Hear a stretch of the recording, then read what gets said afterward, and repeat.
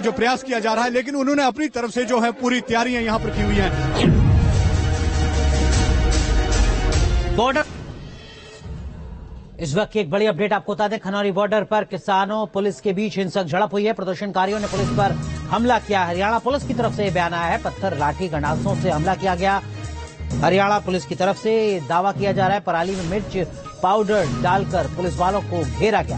हमले में करीब 12 पुलिसकर्मी घायल हुए हैं। हरियाणा पुलिस की तरफ से ये बड़ा बयान सामने आया है किसान आंदोलन से जुड़ा।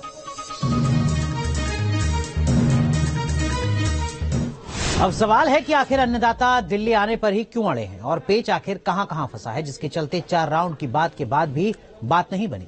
तल्खी, तनाव और हंगामे के बीच भले ही हरियाणा से दिल्ली तक की सीमाएं सील हों, मगर संवाद का एक और रास्ता खुल गया है। केंद्र सरकार की पहल पर किसान संगठनों ने भी बातचीत की तैयारी शुरू कर दी है। तो क्या इस बार बात से बात बन जाएगी?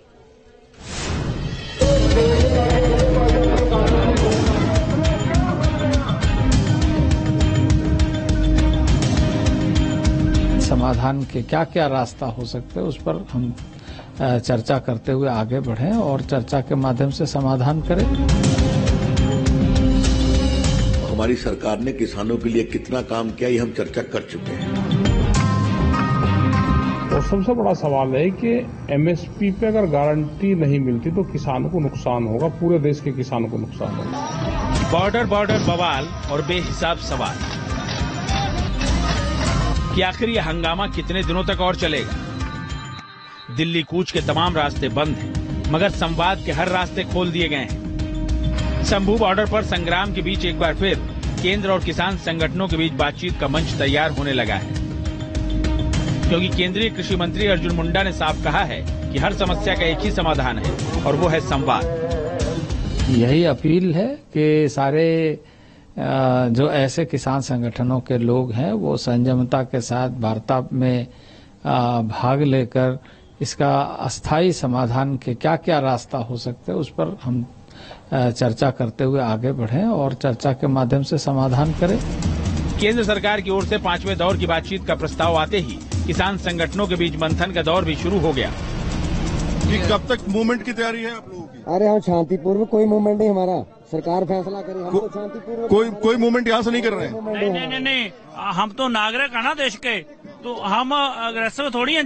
हम तो आगे जाना चाहते हैं, ऐसे खाली आता ना हमला तो वो करेंगे।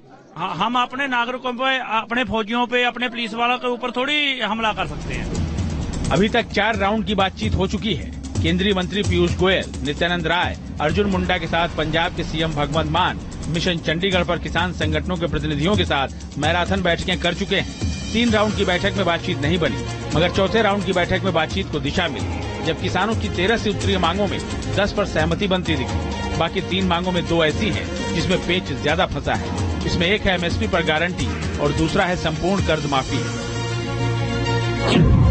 किसान संगठन एमएसपी गारंटी पर एक कदम पीछे हटने को तैयार नहीं है। कहा गया है कि विशेष सत्र बुलाकर कानून बनाया जाए। इस पर केंद्र की दलील है कि मामला जटिल है और सभी पक्षों से बात करनी होगी। किसान संगठनों का कहना है कि कोई भी दल विरोध नहीं करेगा। सरकार ने कहा कि राज्य सरकारों को भी भरोसे में लेना होगा। इसी तरह दूसरा पेचीदा मसला है संपूर्ण कर्ज माफी का। किसान और खेतिहर मजदूरों के संपूर्ण कर्ज माफी की मांग की गई है। इस पर केंद्र सरकार ने किसानों को आर्थिक सशक्त बनाने की योजनाएं बताई। कहा गया है कि किसान सम्मान राशि से आर्थिक मदद दे रहे हैं। 2013 के भूमि अधिग्रहण के तहत कलेक्टर दर से 4 गुना मुआवजे की मांग की है। केंद्र सरकार की दलील है कि दिल्ली ने 5 साल में 3.5 लाख करोड़ से ज्यादा भुगतान किया है। हमारी उनसे अपील होगी कि शांतिपूर्ण तरीके से इसका समाधान निकलना चाहिए और हमारी सरकार ने किसानों के लिए कितना काम किया, ये हम चर्चा कर चुके हैं। तो किसानों का विकास हमारी बहुत बड़ी प्रायोरिटी है, हमेशा रहेगी। बातचीत से ही समाधान होगा, ठीक है। और इसका दर्द पूरे देश को है कि जिस तरह से हरियाणा उन किसानों के ऊपर इस्तेमाल कर रहा है, बुलेट का, गोलों का इस्तेमाल कर रहा, उसकी नाराजगी पूरे देश में है। अब 5वें राउंड से आंदोलन की गांठ खुलेगी या फिर घमासान बढ़ेगा, ये तो साफ नहीं है, मगर आंदोलन की आंच से स्थानीय दुकानदारों को तगड़ा झटका जरूर लगा है। शंभू बॉर्डर पर बवाल के बीच दिल्ली के सिंघू बॉर्डर पर अभेद्य किला तैयार किया गया है। इसकी वजह से यहाँ के बाजारों में लॉकडाउन जैसे हालात हो गए हैं।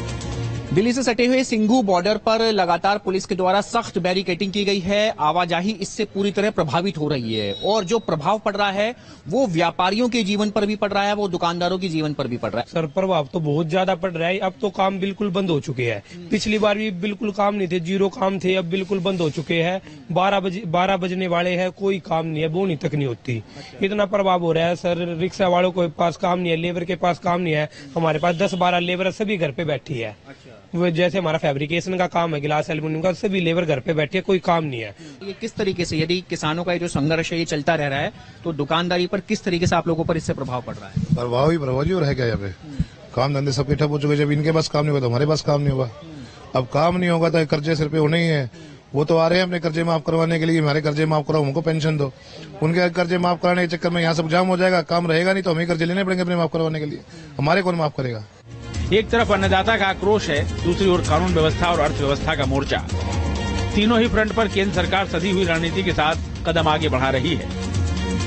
दिल्ली से मणिदीप शर्मा के साथ टीम न्यूज नेशन।